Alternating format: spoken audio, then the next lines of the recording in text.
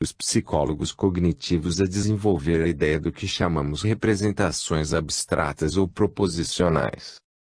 Há alguns parágrafos, disse que a tentativa de explicar a memória em termos de representações internas tomou uma de duas formas gerais. A primeira foi a que discutimos e rejeitamos, que supõe que as representações internas sejam predominantemente visuais ou verbais. Objeções como as que esbocei, com o fato de que as pessoas acham mais fácil lembrar a essência ou o significado de um filme, digamos, ou de uma passagem em prosa, do que os detalhes visuais ou palavras exatas, levaram muitos psicólogos cognitivos a desenvolver a ideia do que chamamos representações abstratas ou proposicionais. Representações proposicionais são assim chamadas porque incorporam conhecimento abstrato ou proposicional, conhecimento que foi assim, ou é assim, em vez da informação quase perceptual derivada dos órgãos sensoriais incorporados em representações visuais e verbais. Supostamente, incorpora não só memórias individuais ou elementos de conhecimento de memória, mas toda a estrutura de nosso conhecimento proposicional em áreas específicas, incluindo tanto conhecimento conceitual baleias são mamíferos, quanto conhecimento factual as baleias nadam nos mares árticos. Eles devem ser vistos como estruturados, apesar de a natureza de sua corporificação neural, como muitas outras coisas, permanecer obscura. Supõe-se que a estrutura proposicional subjacente possa gerar grande variedade de expressões superficiais diferentes, como sentenças diferentes, ações diferentes, imagens diferentes, e que inversamente seja intermediária de nossa compreensão de muitas afirmações diferentes que caem, por assim dizer, numa determinada área do conhecimento. A geração das expressões superficiais a partir das representações subjacentes é dita legítima. As representações proposicionais visam a explicar principalmente a memória factual, mas algumas autoridades, com as quais estou propenso a concordar, acham que mesmo memórias pessoais sejam factuais ou proposicionais, isto é, são lembranças que tal e tal evento de uma certa espécie aconteceu a uma pessoa, etc. Os psicólogos do conhecimento e psicolinguistas comumente caracterizam representações proposicionais, ou redes interligadas de tais representações, de um modo técnico, por meio de simbolismos derivados da matemática e da lógica formal. Uma sensação destas caracterizações poderia ser adquirida da seguinte maneira: imagine algo como um dicionário enciclopédico em que os verbetes têm muitas referências cruzadas. Assim os verbetes de baleia, nadar, mamífero, ártico e mar terão remissões cruzadas de tal modo a indicar que, por definição, as baleias são mamíferos, e que, de fato, baleias nadam nos mares árticos.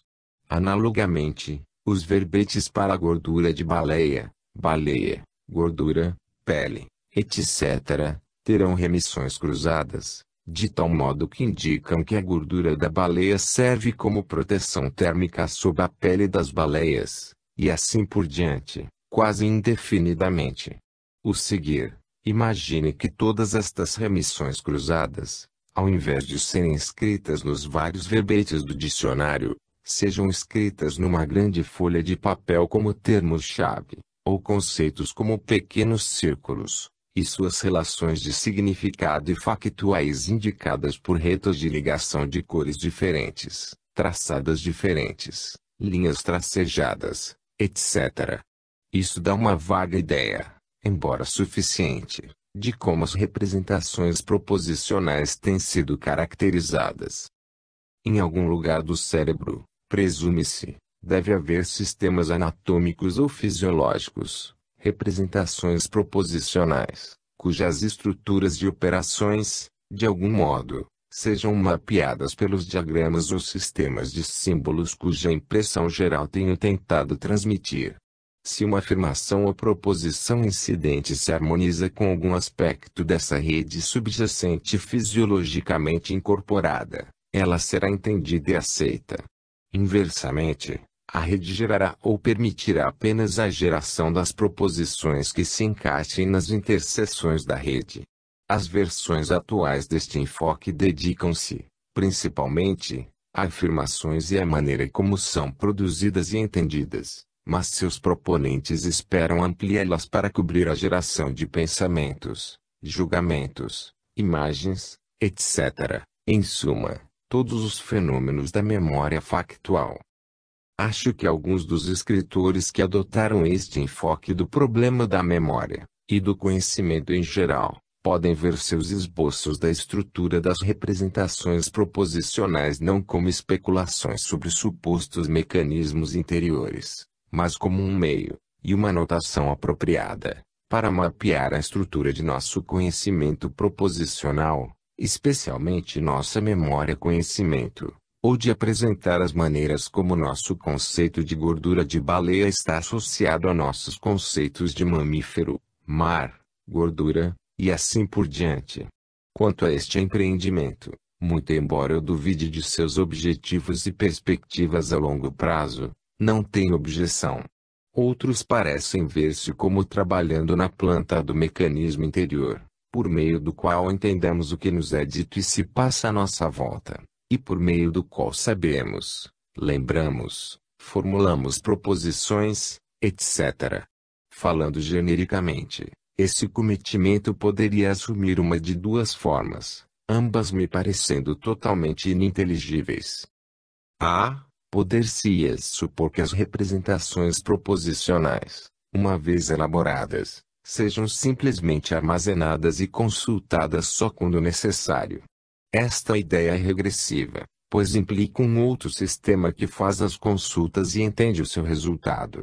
E este segundo sistema precisaria possuir conceitos, inteligência e memória.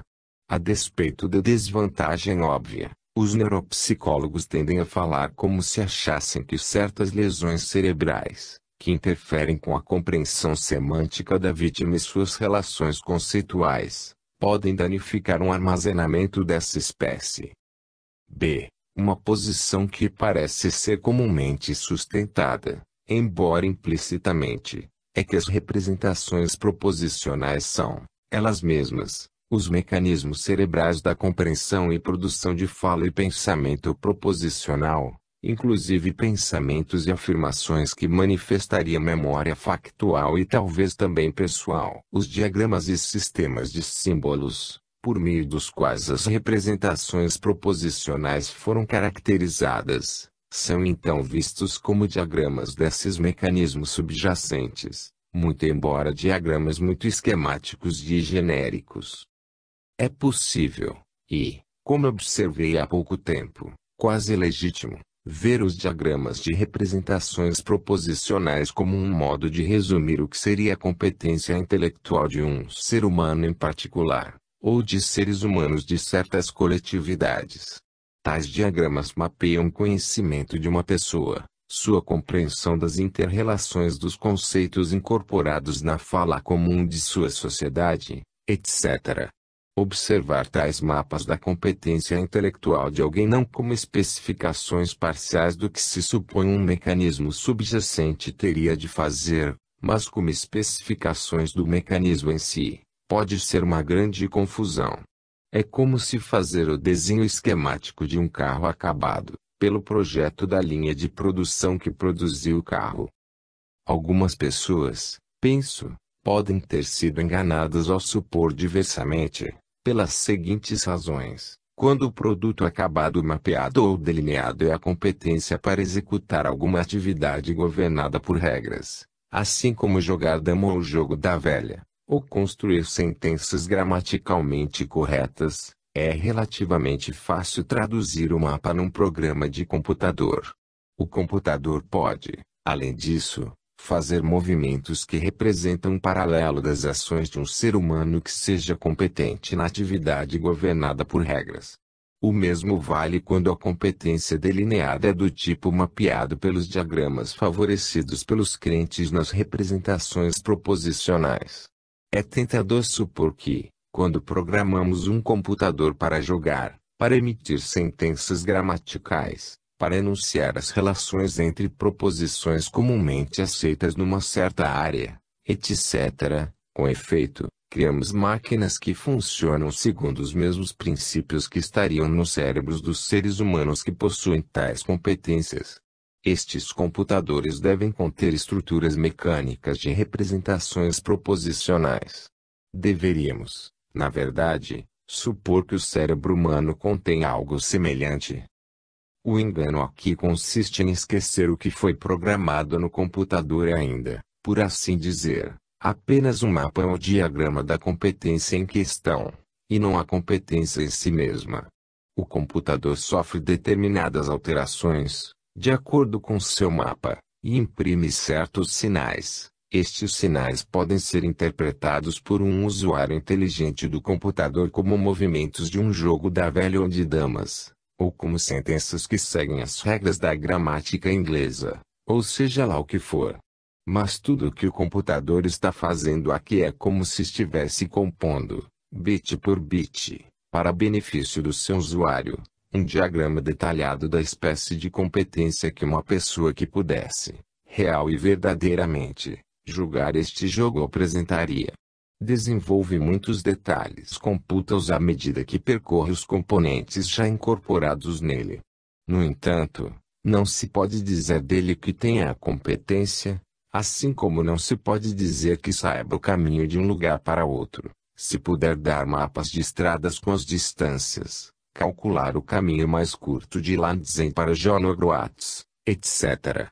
Pois competência em jogos, e em atividades dirigidas, não consiste em ir cegamente através de movimentos pelos quais pessoas inteligentes e competentes podem ler os movimentos dos jogos. Consiste em fazer os movimentos certos, ou o que acha serem os movimentos certos, a partir da compreensão de que isto é um jogo, que tem regras, que tais e tais são os movimentos permitidos em tal situação, e que, dos movimentos permitidos, alguns são, numa condição do jogo, melhores ou mais lógicos que outros. Conclui dizendo que os advogados das representações proposicionais até agora só nos deram mapas ou diagramas, parciais, da competência intelectual apresentada por pessoas que possuem conhecimento factual ou proposicional. Ainda não começaram a se aproximar da questão do que poderia ser o mecanismo subjacente desta competência. A possibilidade de se aproximar desta questão é, por ora, apenas uma santa esperança. Certamente não será possível aproximar-se dela invocando representações interiores da estrutura da competência intelectual específica. Problemas da recuperação. Se uma representação armazenada, proposicional ou de outra espécie, pode originar um episódio de recordação, deve, em termos do modelo de codificação armazenamento ou recuperação, ser recuperada, e como se fosse reativada e parcialmente recirculada através do sistema. Se essa representação pode ser recuperada a partir de um banco de dados, deve primeiro ser localizada, e isto requer que seja, de algum modo, rotulada ou codificada, como nas memórias de computador. De outro modo, o mecanismo não conseguiria recuperar ou exigir a representação certa do bando de dados. E o mecanismo de recuperação deve possuir ou conhecer os vários rótulos ou terminais. Mas, como os rótulos não podem ser congênitos, isto significa que o mecanismo deve, ele mesmo, ter uma memória. E esta memória não pode, sem darmos um passo atrás, ser explicada segundo o padrão de codificação armazenamento-recuperação. Daí, este modelo nunca nos pode dar uma explicação adequada da memória.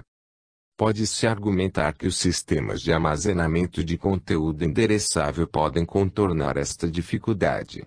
São sistemas em que as representações são recuperadas porque algum elemento da entrada, estímulo externo, contém o rótulo, ou endereço da representação apropriada.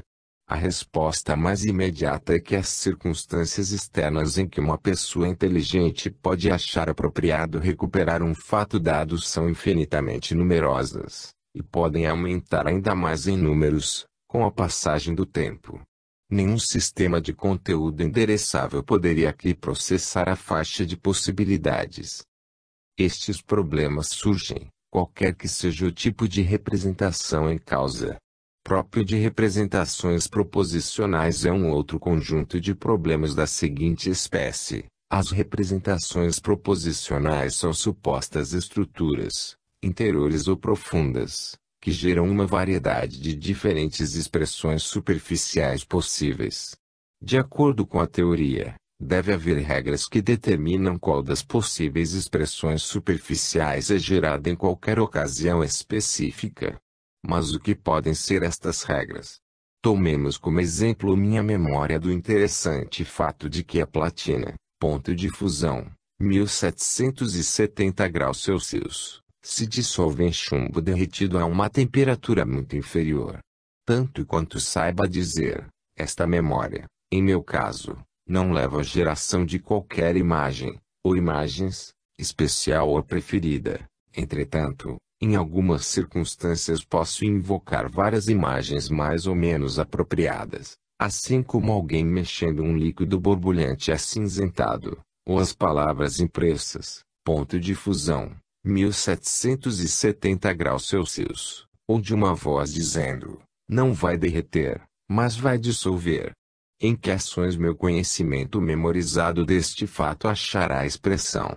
Provavelmente em nenhuma, ou talvez me faça abanar a cabeça fortemente quando leio Dr. Thorndike Intervenes, as intervenções do Dr. Thorndike, de R. Austin Freeman, uma história de detetive em que a solubilidade da platina no chumbo exerce um papel importante. Mas em que ações este conhecimento poderia encontrar expressão? Bem, eu poderia fazer uma observação numa conversa ao desejo, ou escrever algo a respeito num exame escolar, ou fazer um comentário à minha esposa ao olhar para a sua aliança, poderia tomar notas para um tratado sobre as estranhezas da filosofia natural. Eu poderia, em algumas circunstâncias remotamente concebíveis, arquitetar uma fuga engenhosa num disco voador feito de platina. E assim por diante, indefinidamente. Quais então poderiam ser as regras transformacionais que relacionam a representação proposicional subjacente, que incorpora a informação acerca da solubilidade da platina no chumbo, com as várias expressões superficiais possíveis que ela é capaz de gerar? O problema é que é absolutamente impossível estabelecer limites ao número de expressões superficiais possíveis que a representação proposicional de um fato como o que consideramos poderia ter. Pode-se criar imagens relevantes à vontade, e na variedade que a ocasião requerer. Dentro dos limites da capacidade de cada um, pode-se falar o que quiser ou encetar as ações que qualquer pessoa inteligente que conheça o fato em questão deveria dizer ou fazer nas circunstâncias que predominarem, quaisquer que possam ser. E é este, creio, o problema. Não há, e não pode haver conjunto finito de regras relacionando representações proposicionais às suas expressões superficiais. Na teoria, em vez de regras, deve ser introduzida subrepticiamente uma inteligência criativa, devo acrescentar, cuja função é entender e interpretar as representações proposicionais e dirigir pensamentos, enunciados e ações à luz delas. E esta inteligência, mal preciso dizer, vai requerer sua própria intencionalidade, sua memória com seu sistema de recuperação e sua própria inteligência para operar este sistema de recuperação, e assim por diante, até o infinito. Em suma, um enfoque amplamente adotado para a explicação dos fenômenos da memória consiste em supor que há em nossos cérebros pegadas codificadas ou representações de eventos ou circunstâncias passados. Um ato de recordação ocorre quando uma destas representações codificadas é recuperada, e, por assim dizer, recolocada em circulação. Chamei a esse padrão de memória de codificação armazenamento-recuperação. Isto é de importância no presente contexto, porque, se nossas memórias consistem de pegadas marcadas em nossos cérebros, então, claramente, Nossas memórias não podem sobreviver à dissolução de nossos cérebros, e uma grande parte da evidência da imortalidade, a que envolve a evidência de sobrevivência das memórias, tem de ser abandonada, ou radicalmente reinterpretada. Argumentei, entretanto, que o padrão de memória de codificação, armazenamento e recuperação, sob qualquer aspecto até agora revelado, e gostaria de acrescentar, sob qualquer aspecto que poderia ser revelado, é totalmente incoerente. Em essência, o ponto fundamental de minhas objeções é este: de acordo com este padrão de memória, que é também um padrão do pensamento, em geral, ajustamos nosso pensamento e comportamento atuais às lições do passado, recuperando e reprocessando ou examinando representações armazenadas de eventos passados. Também podemos usar estes recursos para representar para nós mesmos eventos e situações atuais. Mas as representações interiores armazenadas, sobre as quais podemos nos basear para nos assistir em negócios com o mundo exterior, elas mesmas, constituiriam um mundo à parte. Teríamos de aprender a nos relacionar com esse mundo, e aprender a interpretar e manipular seu conteúdo, do mesmo modo como precisamos conhecer o mundo exterior. Para fazer uso destas representações internas, precisaríamos, em poucas palavras, já ter desenvolvido o conhecimento de memória. Daí não podermos explicar a memória em termos de recuperação de representações interiores. Não posso negar que experiências passadas possam deixar para trás, no cérebro, sinais ou representações que, ao serem reativados, fornecendo talvez uma imagem de memória, podem causar ou nos induzir a recordações. Tais representações teriam apenas a condição de lembretes, e não preciso dizer que um lembrete pressupõe, mas não é, uma memória operacional. Devo dizer, porém, que a ideia de representações interiores podem até ter este papel limitado, está longe de ser plausível. Pois um lembrete é normalmente algo que deixo no bolso para consultar quando for necessário. Então terei um segundo lembrete em minha cabeça que posso consultar à vontade. Nunca estou disposto a consultá-lo. Em que ocasiões desisto de meu modo normal de lembrança, qualquer que possa ser, e inconscientemente me volto para o lembrete interior. É quando hesito por um momento e então me lembro. Em que código ou linguagem o lembrete é escrito? Será que, com o passar dos anos, desenvolvo códigos diferentes para fins diferentes, correspondendo às diversas espécies de simbolismos, matemático, técnico, gráfico, linguístico, nos quais o conhecimento de áreas diferentes costuma ser acumulado? Ou haverá um código ou linguagem interna universal? Se assim é, será congênito construído dentro do cérebro, ou adquirido? Estas questões, e muitas outras, igualmente vãs, surgem dos óbices da teoria representacional, no momento em que se começa a levar a sério a proposta do lembrete, qual série infinita de mistérios incitando a investigação. Implicações da imortalidade. Devo enfatizar que até agora anda-se diretamente com o propósito de desafiar a suposição de que a memória depende inteiramente do funcionamento do cérebro, para o que há muito suporte empírico. Tudo o que fiz foi desafiar uma teoria, ou melhor, estrutura teórica, amplamente aceita sobre a relação entre a memória e o cérebro. As objeções a esta teoria, a das representações internas, o padrão da codificação, armazenamento e recuperação, relacionam-se indiretamente com o problema da imortalidade de duas maneiras. A primeira é a seguinte: a hipótese da superpes, a principal alternativa à hipótese de imortalidade, parece inevitavelmente condenada a uma visão representacional da memória.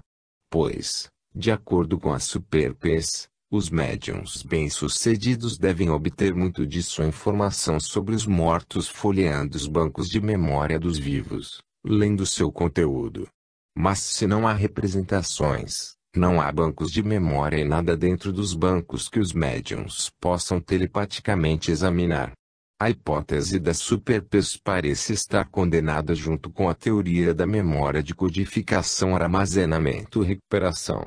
É tanto mais condenada, se supusermos que o armazenamento ocorra no cérebro, ou, como alguns pensaram, fora dele, num éter de imagens localizado, num banco de memórias cósmico, os registros acásicos dos teosofistas, ou a mente de Deus.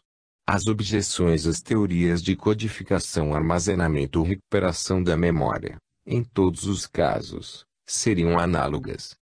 A segunda maneira, pela qual o colapso do padrão de memória de codificação, armazenamento ou recuperação indiretamente afetaria as perspectivas da imortalidade, é, se as memórias são simplesmente marcas ou representações no cérebro, não podem sobreviver à destruição do cérebro.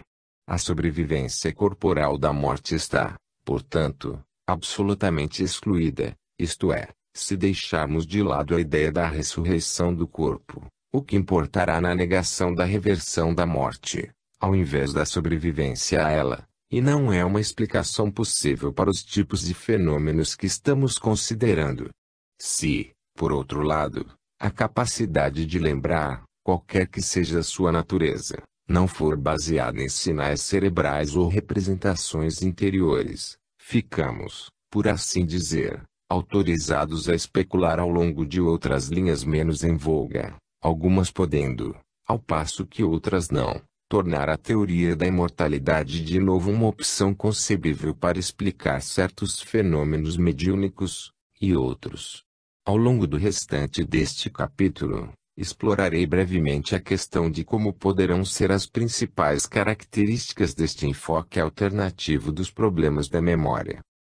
Outros enfoques da memória.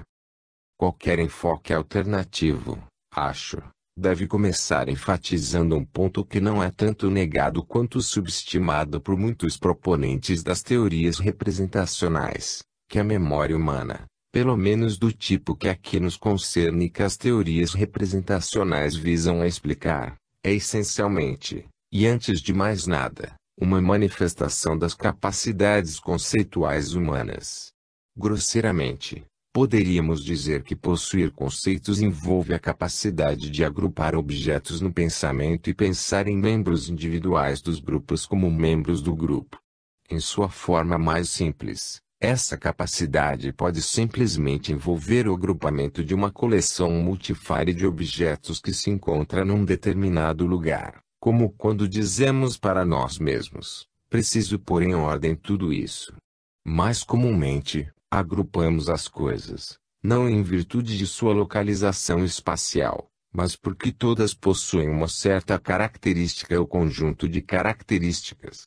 Agrupamos, digamos, todas as laranjas no pensamento porque têm em comum peso, cor, textura, são comestíveis, úmidas, adocicadas, etc. E quando se encontra uma espécime individual com estas características, dizemos, ah, sim, uma daquelas.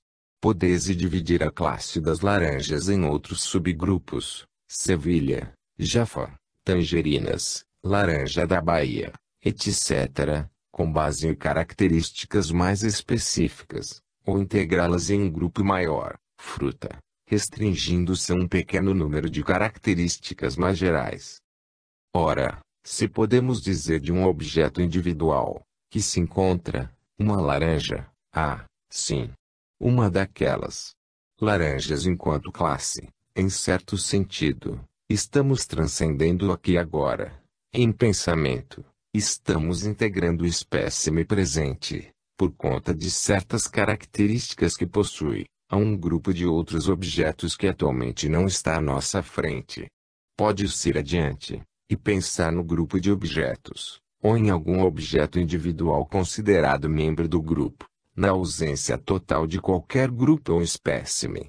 Pode-se assim conceber a todos, não só em sua ausência, mas mesmo que não existem e nunca tenham existido, assim como quando imaginamos uma classe de diminutas criaturas humanas com asas de borboleta e poderes mágicos.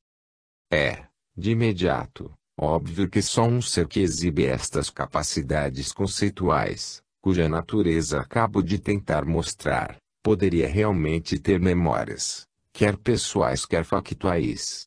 Se eu digo que me lembro que o rei John morreu de uma indigestão de pêssegos e cerveja, devo ter conceitos tais como os de rei, pêssegos, cerveja, doença, etc. Devo ser capaz de vincular, em pensamento, certos objetos, aqueles que causaram a morte do rei, a uma classe de coisas, pêssegos, assinaladas por certas características, tamanho, gosto, cor, crescer em árvores, etc. Se eu não pudesse pensar nestes objetos como pertencentes àquela classe, não poderia pensar neles como pêssegos e, concomitantemente, não poderia lembrar do fato que o rei John morreu de uma indigestão de pêssegos e cerveja. Mesmo que estas palavras me viessem à mente, eu não entenderia o seu significado, e elas não constituiriam uma lembrança verdadeira do fato em questão. É óbvio que uma questão análoga poderia ser estabelecida em conexão com todos os outros termos da proposição, rei, morte, cerveja. O próprio nome John exigiria um tratamento especial, e também é óbvio que os mesmos problemas surgem em conexão com memórias pessoais. Lembro-me, por exemplo, da ocasião em que, feito herói, pela primeira e até agora última vez em minha vida, desafiei o melhor jogador de cricket para uma partida amistosa. Não poderia em nenhum sentido real ter esta memória, a menos que possuísse conceitos como os de taco, bola, jogo, etc. Nossa capacidade de recordar é parte integrante de nossa capacidade conceitual. Agora chegamos à nossa questão central, de como a capacidade de memória e a capacidade conceitual, em geral, podem ser associadas ao funcionamento do cérebro. Está em moda entre os psicólogos e psicofisiologistas enfocar a memória de baixo para cima. Procuraram, em outras palavras, explicar os fenômenos da memória postulando que a experiência causa alterações dentro de ou entre elementos funcionais, células nervosas, moléculas de proteína, etc., no cérebro. Como padrão geral de relacionamento entre esses elementos, a estrutura é tido como determinante de todos os níveis de funcionamento mental e comportamental. As mudanças produzirão outras alterações correspondentes, que constituirão a memória do passado. Acho que há razões, que não posso enumerar aqui, para supor que qualquer teoria que procure derivar os fenômenos da memória inteiramente das interações dos elementos de um sistema será apenas uma modalidade de teoria representacional, ou de codificação, armazenamento ou recuperação. Pois, dentro deste sistema, do qual um exemplo central seria um computador digital apropriadamente programada, o funcionamento passado, relações de entrada-saída, influenciará sistematicamente as futuras relações de entrada-saída, o que só pode ocorrer por causa das alterações nas relações entre os elementos do sistema, que sistematicamente refletem sua história passada de entrada-saída. Tais alterações, quase com certeza, se qualificariam como representações interiores de eventos passados. Se, portanto, as dúvidas que expressei sobre teorias representacionais da memória se justificam, não só estas teorias, mas todas que partem de supostos elementos e supostas leis de sua interação devem ser abandonadas. Precisamos agora tentar as teorias de cima para baixo, de acordo com as quais os elementos de um sistema, por vezes, agem de conformidade com leis que caracterizam o funcionamento do sistema como um todo, e não podem ser derivadas das leis que governam as interações dos elementos com seus similares. Podemos chamar estas leis ou princípios de supervenientes, porque predominam sobre as leis de comportamento dos elementos. Um corolário disto seria que deve haver alguma indeterminação ou aleatoriedade no comportamento dos elementos.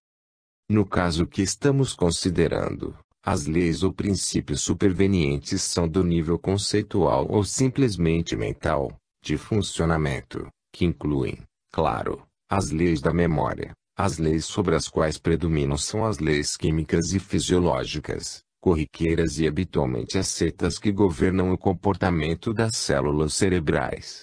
Precisaríamos supor que, quando do desenvolvimento do indivíduo, ou na evolução da espécie, os padrões espaço-temporais da atividade cerebral atingem e ultrapassam um certo nível de complexidade, as leis supervenientes aparecem, e começam a dirigir parcialmente os padrões de atividade, sendo o resultado, entre outras coisas, alterações no comportamento do organismo. As alterações de comportamento, no entanto, modificar-se-ão de um organismo individual da espécie para outro, pois indivíduos diferentes, com diferentes históricos, desenvolverão capacidades conceituais diferentes e diferentes conjuntos de memórias, e as leis ou princípios supervenientes diferirão, da mesma forma, de um indivíduo para o seguinte. Assim, do ponto de vista, por assim dizer, ao nível de células cerebrais e sua soma de atividades individuais e relacionamentos, a memória, junto com outras manifestações de capacidades conceituais, envolverá princípios supervenientes de funcionamento, diferindo um pouco, em detalhes, de um indivíduo para outro, e não deriváveis de qualquer quantidade de informação concernente a mudanças estruturais dentro das células cerebrais, ou entre elas. Os princípios supervenientes que, de acordo com a hipótese que estamos analisando, emergem e se desenvolvem, quando o padrão espaço-temporal global da atividade do cérebro atinge um tipo e grau de complexidade, podem ser admitidos como sendo 1. Inerentes ao universo de uma maneira que a ciência física contemporânea mal começou a entrever, e são liberados quando os padrões do tipo e complexidade certos são gerados. 2. Criados, ou que venham a ser, por padrões complexos de atividade cerebral. 3.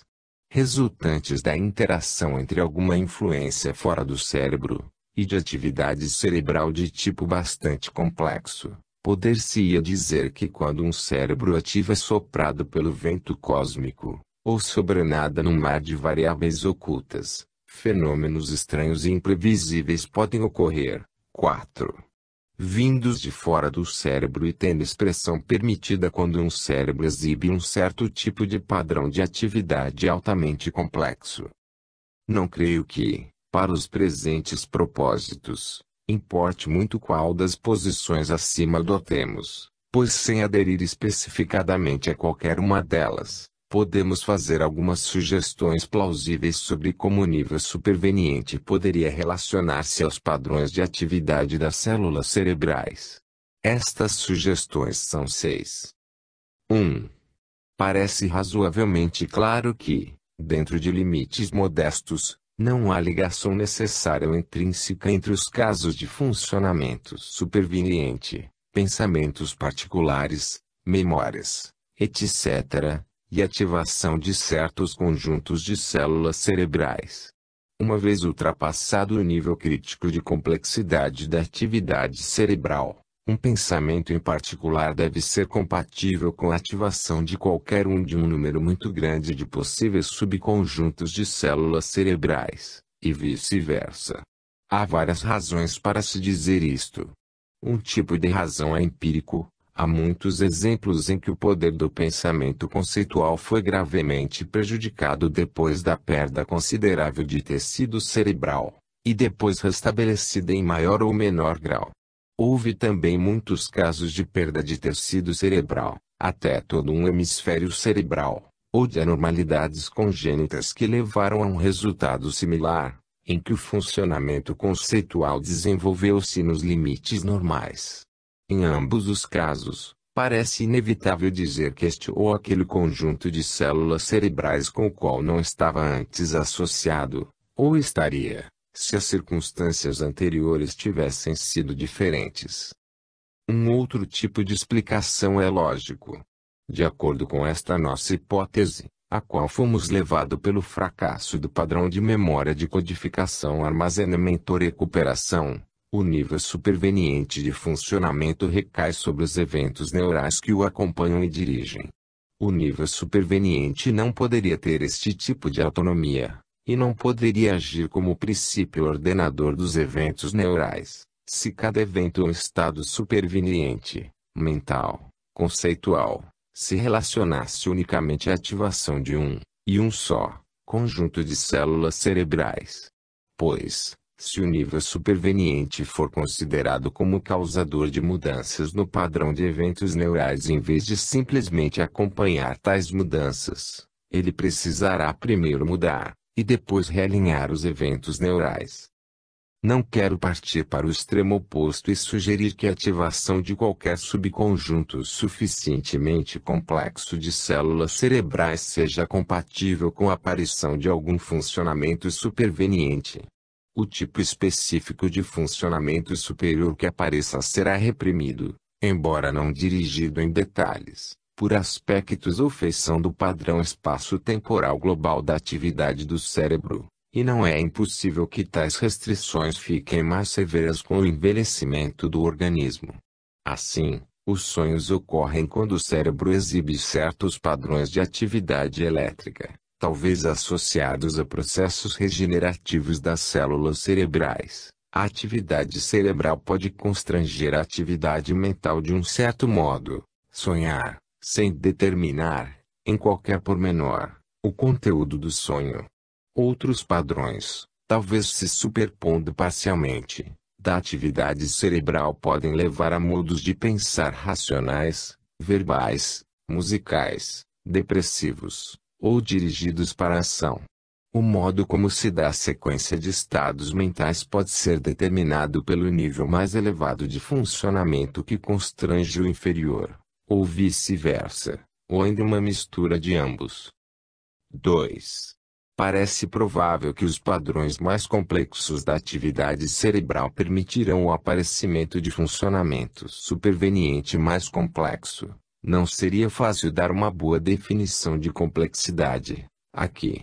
Isto é questão, acho, de fato observado, se bem que se poderiam achar razões para considerá-lo, a priori, provável. Como um ser humano cresce para a maturidade mental, assim também as interconexões entre suas células cerebrais se desenvolvem de uma forma incomensuravelmente mais complicada. Assim, aumenta a complexidade e a variedade dos padrões espaço-temporais. A multiplicação das ligações entre as células cerebrais é geralmente vista como devida ao aprendizado, ou antes como constituindo o aprendizado. Mas eu me inclinaria a supor que muito desta multiplicação representa a base para um aumento geral do número e da complexidade dos possíveis padrões de atividade das células nervosas, e, consequentemente, dos possíveis modos de funcionamento mental superveniente, e não a base para a canalização da atividade mental para determinados canais. 3. Se, como acabo de sugerir, pode ocorrer alguma associação, embora não restrita entre diversas características gerais do padrão global da atividade do cérebro e certos modos supervenientes, sonho, pensamento racional, musical, etc., surge a seguinte questão: o que acontece quando as circunstâncias requerem a produção simultânea de mais de um destes modos supervenientes, assim como o musical e o verbal? Suponhamos que o modo superveniente relaciona-se, como parece inevitável, ao padrão de atividade de todo ou de muito do cérebro. Ora, o cérebro inteiro não pode exibir simultaneamente dois padrões diferentes de atividade. Mas talvez um cérebro tão grande e intricado como o dos seres humanos possa apresentar dois padrões, um no hemisfério direito, e outro no esquerdo, permitindo a emergência simultânea do funcionamento verbal e do musical. Então seria possível cantar o hino nacional de duas maneiras, caso se escolha cantarolar apenas a melodia, ou cantar a letra. Não necessariamente, mas isto poderia acontecer se os padrões de atividade nas duas regiões cerebrais ficassem numa relação espaço-temporal, ainda desconhecida, em relação a padrões de atividade do resto do cérebro que os tornasse subpadrões, sobre os quais este funcionamento novo e mais elevado predominaria. É claro que este exemplo é super simplificado, mas, como se sabe, há muita evidência da localização de funções psicológicas específicas dentro de partes específicas do cérebro. Danos estas partes do cérebro levam à diminuição das funções psicológicas. O desligamento de duas destas partes, como a destruição dos caminhos nervosos que as interligam, prejudicará o desempenho de qualquer tarefa que requer a integração das duas funções psicológicas referidas. O pensamento convencional sobre este assunto supõe que as representações codificadas não podem mais ser derivadas para outro circuito, como seria devido. O enfoque que estamos explorando nos levaria a uma visão diferente dos efeitos dos danos cerebrais sobre as funções psicológicas. Se, para retornar a meu exemplo super simplificado, aquela região do cérebro em que o padrão musical estivesse estabelecido fosse destruída, a função musical não mais predominaria, pelo menos até que aquele padrão se restabelecesse em algum outro lugar, ou a função ficasse associada a algum padrão diferente. Se a região verbal ficasse desligada da região musical, os dois padrões ficariam de tal modo desengrenados que a função superveniente ficaria, ao menos temporariamente, incoerente, e as tentativas de cantar o hino nacional fracassariam. As sugestões que até agora explorei sobre a possível relação entre o nível superveniente e os padrões de atividade cerebral visaram principalmente as funções conceituais. Minhas sugestões finais têm mais a ver com a memória. 4. Naturalmente não estou sugerindo que, uma vez o nível superior de funcionamento tendo predominado, a memória, como um aspecto deste nível superior, fique ilesa ou não seja afetada pelas atividades e alterações ao nível celular. Poderíamos fazer algumas suposições plausíveis sobre as relações entre os dois níveis de funcionamento. Por exemplo, suponhamos que quando, pela primeira vez, aprendi aquele interessante tópico sobre a solubilidade da platina no chumbo derretido, meu cérebro estivesse exibindo um certo padrão de atividade espaço-temporal, padrão de uma faixa limitada, mas ainda extensa, de padrões possíveis qualquer um que permitisse ou marcasse meu momento de compreensão. Posteriormente, duas tendências entram em jogo.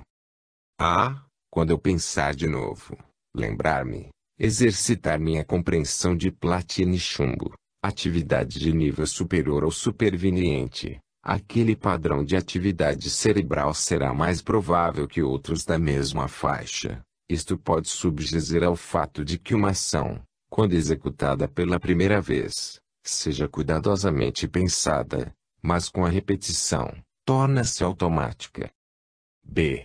A recorrência daquele padrão de atividade cerebral tenderá a levar-me a pensar mais uma vez sobre a platina e sua solubilidade no chumbo. A combinação dessa tendência com a precedente poderia facilitar a reafirmação de meu conhecimento da solubilidade da platina no chumbo, assim que meu pensamento começasse a se voltar na direção certa.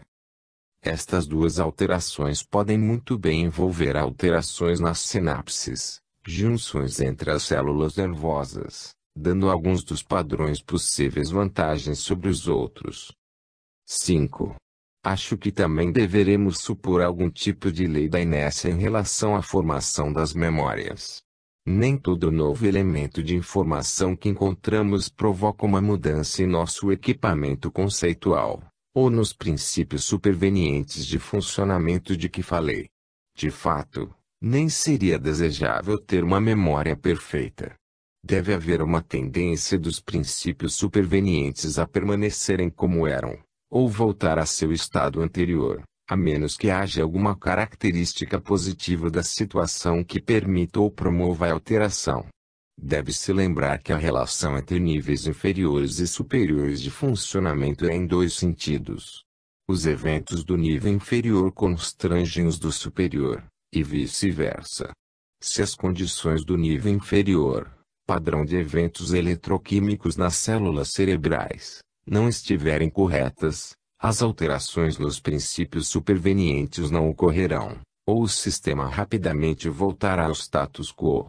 O efeito de um ataque epiléptico, um choque elétrico no cérebro, ou um golpe na cabeça pode apenas precipitar esta volta ao status quo, levando a completa amnésia, perda de memória, dos eventos imediatamente anteriores ao acontecimento traumático.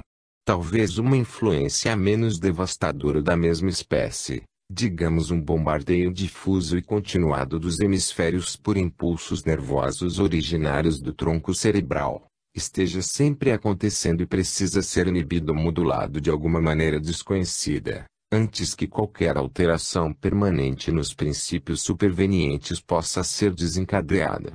A remoção da influência moduladora levaria a um grave dano na capacidade de aprender material novo, refeito, é claro, produzido por algumas lesões cerebrais. 6. A memória será prejudicada, junto com outras manifestações de capacidades conceituais, por qualquer fator que interfira com os padrões complexos de atividade cerebral sobre o qual o nível superior predomine. Por exemplo, as demências senil e pré-senil, que envolvem uma deterioração geral de todas as faculdades intelectuais, são marcadas por uma extensa degeneração das células nervosas corticais, degeneração que, sem dúvida, interromperia e acabaria abolindo os intricados padrões espaço-temporais da atividade cerebral, necessários à emergência do nível superior de funcionamento. Resumo. Esta breve excursão sobre a memória e o cérebro deve ser tomada com um pouco de imaginação. Seu propósito é mais ilustrativo do que expositivo. Argumentei, na primeira parte do capítulo, que o padrão de memória de codificação, armazenamento e recuperação, com sua pressuposição de que memórias são traços pegadas, ou representações no cérebro, e sua consequente incompatibilidade com as teorias de imortalidade sobre os fenômenos que estivemos discutindo neste livro, é incoerente e deve ser abandonado.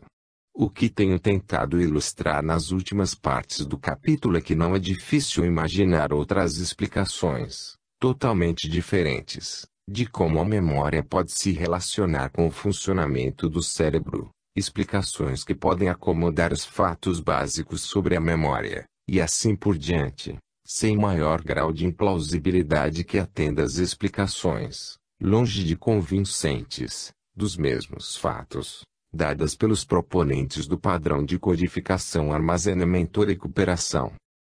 Minha explicação, como disse, pretendeu ser meramente ilustrativa. Mas tem pelo menos uma característica que, parece-me, qualquer explicação mais extensa e séria deveria ter. Coloca os fenômenos da memória em meio a uma classe de fenômenos psicológicos que não podem ser explicados em termos dos padrões eletroquímicos do cérebro, mas se superpõe a eles, pelo menos como se concebe pela ciência contemporânea. Do ponto de vista das atividades das células cerebrais, as memórias representam princípios supervenientes de ordenação que, em parte, dirigem e constrangem estas atividades. E como as minhas memórias pessoais e muitas das factuais são diferentes das suas, poder-se-ia dizer que, em certo sentido, cada cérebro tem seu próprio conjunto de princípios supervenientes de ordenação. Ora, se as memórias não são inscritas no cérebro, mas envolvem um nível emergente ou superveniente de função que constitui, em relação às atividades das células nervosas no cérebro, um ou mais princípios de ordenação não deriváveis da estrutura neurofisiológica convencional, as possibilidades quanto à imortalidade da alma ficam em aberto. Os princípios de ordenação que predominam sobre o nível inferior do cérebro de cada pessoa têm, por hipótese, algum grau de autonomia em relação aos eventos neurais que eles constrangem, e certamente as memórias perdidas depois de um choque ou lesão cerebral pode, por vezes, se restabelecer de modos que sugerem que elas agora são sustentadas ou confirmadas pela atividade de elementos neurais diversos dos que originalmente as sustentaram. Poderia esta autonomia estender-se até o restabelecimento, em condições totalmente diferentes.